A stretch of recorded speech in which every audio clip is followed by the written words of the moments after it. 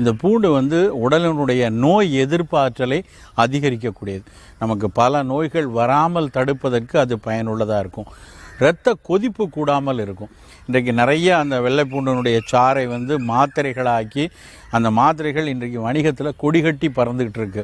ஆனால் மாத்திரைகளாக அந்த சாறுகளை எடுக்கிறத காட்டிலும் உணவிலேயே தொடர்ந்து எடுத்துகிட்டு வந்தாலே இந்த கொழுப்பு இரத்த கொதிப்பு ரெண்டையுமே கட்டுப்படுத்தலாம். அதுக்கப்புறம் ரொம்ப முக்கியமான விஷயம் என்னென்னா, பூண்டு சீரணத்தை சரிப்படுத்தக்கூடியது.